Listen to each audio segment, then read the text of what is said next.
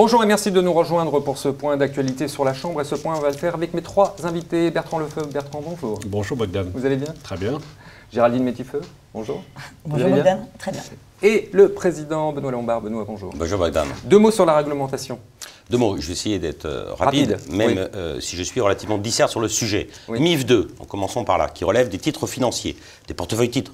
PEA notamment, et portefeuille titres en France. MIF 2 a été adopté, on le sait. La transposition doit intervenir en droit interne en 2017. Et la nouveauté, c'est qu'il se peut qu'il y ait un décalage d'un an, car des modalités techniques, notamment sur les systèmes informatiques, à mettre en place, donc font que le Parlement a demandé un report. Nous verrons où nous en serons. Mais on sait que MIF 2 a une interdiction des commissions pour peu qu'on se déclare indépendant. D'où la raison pour laquelle nous serons non indépendants au sens de la directive. DDA, grosse nouveauté, adoptée le 24 novembre au Parlement, adoptée par le Conseil de l'Union européenne, co-régulateur, le 14 décembre dernier, n'interdit pas les commissions. Jonathan Hill, le commissaire européen en charge des services financiers, l'a rappelé. Il n'y a pas d'interdiction de commission, lui-même l'a dit. Donc un progrès notable. La profession est sauvée.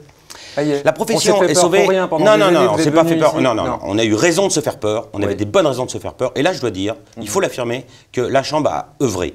La Chambre a beaucoup travaillé. Enfin, personnellement, je me suis investi énormément avec notre Conseil et avec l'ensemble du reste du Conseil d'administration pour essayer de faire pousser la ligne française au sein de l'Union européenne. Benoît, globalement, tout ce qui s'est passé en 2015 a été en faveur de la profession. 2012-2013, on avait très peur. C'était plutôt bon pour vous. 2012-2013, on avait très peur. 2014, ça allait dans le bon sens. 2015, c'est formidable. Attendons de voir la transposition en droit interne, car la transposition est cruciale.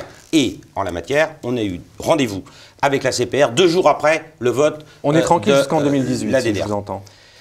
On est tranquille, non, il faut s'adapter. Il va falloir, et le diable se niche dans les détails. La transposition, je le rappelle, est cruciale. C'est la raison pour laquelle nous avons pris langue avec la CPR le 26 novembre et nous avons un interlocuteur dédié à la CPR. La Chambre a un interlocuteur dédié. Nous sommes ravis. Très bien. Est-ce que vous avez un interlocuteur dédié pour l'amélioration de vos outils à la Chambre? Les interlocuteurs, ils sont les membres, les présidents de chacune des commissions. On a 3 kits. Alors un kit de pérennité, dès l'instant où il y aura une difficulté dans un cabinet, par exemple le décès du dirigeant, et pour assurer justement, le terme a été repris, la pérennité du cabinet. Kit réglementaire, plus de 45 documents réglementaires exclusifs. Nous sommes la seule association de CGP, de CIF, CGP, à mettre à disposition de nos adhérents ces outils. Et puis, le kit jeune adhérent avec des tarifs qui sont fort agréables et, Bertrand le rappellera certainement, la meilleure des garanties offertes sur la place, la meilleure des RCP. Donc l'outil s'améliore. Bertrand, 2 mots sur les adhésions. Combien d'adhérents aujourd'hui? Aujourd'hui, nous avons de l'ordre de 2000 adhérents personnes physiques et plus de 1300 cabinets inscrits à la Chambre. Je pense qu'effectivement, les travaux de la Chambre, comme vient de les décrire Benoît, nous a permis d'augmenter sensiblement effectivement nos chiffres par rapport à l'année précédente. Et puis également, la simplification du dossier d'admission que nous avons mis en place. On l'avait annoncé. Ça marche, ça, ou pas? Très bien. Aujourd'hui, effectivement, les procédures d'admission sont extrêmement simplifiées. Elles vont être encore plus, puisque nous avons comme projet sur l'année à venir la dématérialisation de ce dossier d'admission, afin d'avoir un accès encore plus simple et d'éviter un envoi d'un document par voie de poste. Très bien. Géraldine, au niveau des outils, de la communication, comment ça se passe? Cette année, pour répondre aux demandes de nos adhérents et à la demande de la commission d'admission, nous avons mis en place une plaquette grand public qui est à disposition des adhérents. En fait, elle existait auparavant, puis il a fallu évidemment la refondre, l'adapter à nos nouvelles activités et puis la mettre à la charte graphique de la Chambre. Donc désormais, les adhérents ont à nouveau une plaquette grand public complètement disponible qu'ils veulent soit télécharger sur le site et imprimer par eux-mêmes, soit commander à la Chambre pour des tarifs relativement modestes. D'accord. Et la plaquette d'admission?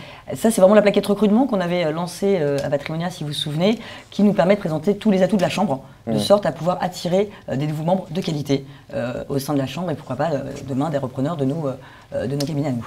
Très bien. Au niveau du congrès, il y aura un grand congrès en 2016. Ah oui, oui c'est le dernier congrès de notre mandature. 2016, c'est déjà la fin de notre mandature. Enfin déjà, ou encore 3 ans. 3 ans, c'est bien. 3 ans, c'est bien. Et on aura le 21 mars l'Assemblée Générale, qui nous permettra de faire le bilan de toutes nos activités sur les 3 dernières années. Et à l'issue de cette Assemblée Générale. Il y aura donc c'est le grand rendez-vous de... le rendez-vous. Et grand rendez-vous, on nous a toujours remercié d'avoir des Assemblées Générales un peu concises. Ce sera un peu plus long, parce qu'on va donner un vrai compte-rendu de l'ensemble des travaux que nous avons réalisés durant notre mandature. Ce sera exactement la même longueur, en fait. Juste pour terminer très vite, vous vous étiez engagé dans votre mandat sur 8 grands points. Vous en êtes où? Tout ça est en ordre de marche. Est-ce que vous pourrez dire que tout a été fait? Non, tout n'est pas fait, et, parce que les travaux à entreprendre étaient extrêmement denses. Donc on n'a pas tout achevé, mais on a tout commencé. Et ça, c'est un point qui est particulier. On parlait des réglementations. La réglementation, ça n'en finit jamais. Donc, et on poursuit. La communication, c'est pareil. Donc vous travaillez? On travaille d'arrache-pied. Les équipes, les permanents, que je remercie, travaillent beaucoup. Edith Rossi travaille beaucoup. Notre délégué général. Les présidents de chacune des commissions travaillent énormément.